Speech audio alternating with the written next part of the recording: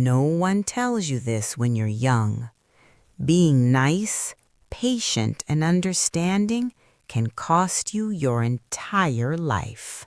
I'm 78 years old, and I wasted 60 years of my life trying to be the perfect woman. I said yes to everyone: my husband, my children, my parents, my boss. I thought that's what love was. I thought that's what being strong meant. I was wrong, dead wrong. And if you're a woman who's always putting herself last, this is going to hurt, but you need to hear it. I spent my entire adult life being someone's wife, someone's mother, someone's daughter, someone's helper. I cooked every meal, I cleaned every corner, I raised the children, I supported his career, I smiled when I was supposed to smile, I stayed quiet when I was supposed to stay quiet, and I told myself that was love, that was strength. But I was exhausted, I was resentful, and most of all, I was invisible. I didn't even know who I was anymore. Until the day my husband died. After 42 years of marriage, he was gone. And for the first time in my life, I was alone, completely alone. And I was terrified.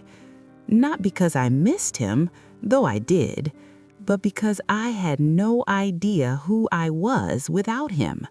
Today, I'm going to tell you the story of my life. Every year I waited, every dream I buried, every time I told myself, maybe later, and the painful truth I learned when it was almost too late.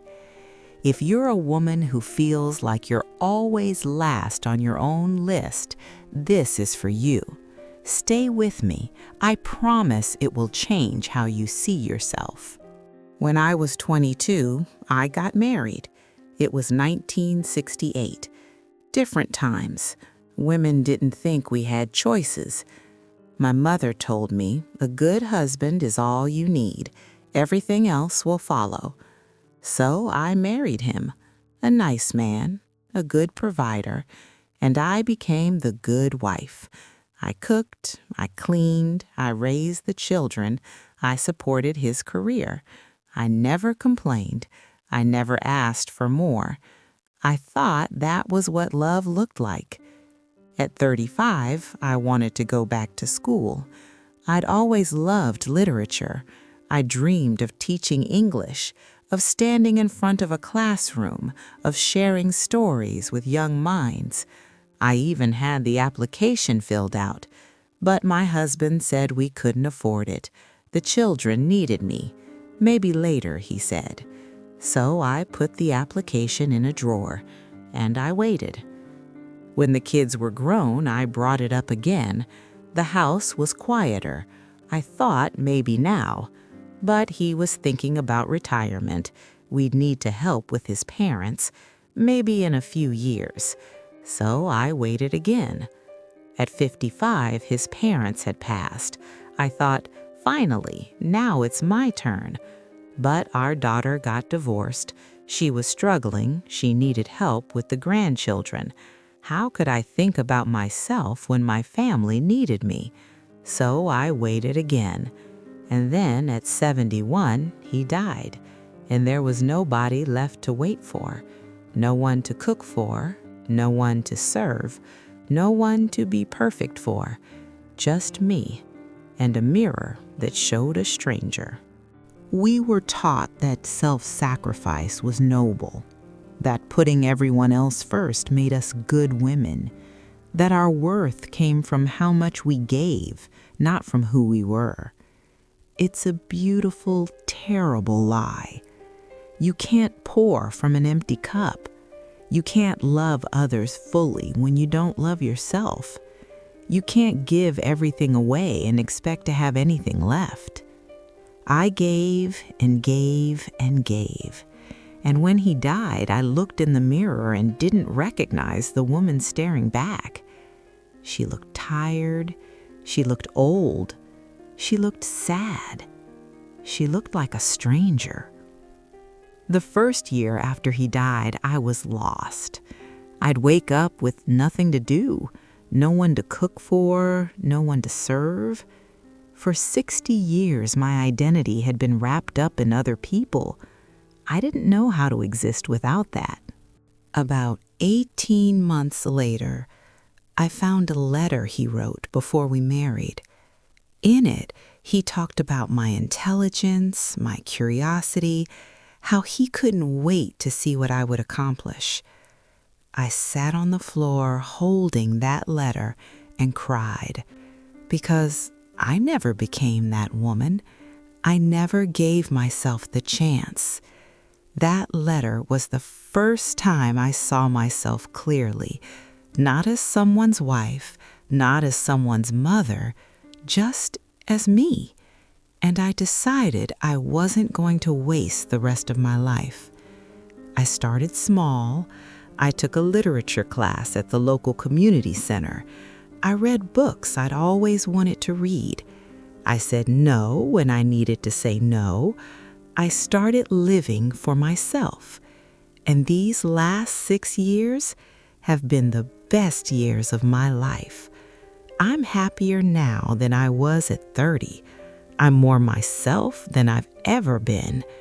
I'm finally free. You don't have to wait until you're 72 to learn this. Your dreams matter. Your voice matters. You matter.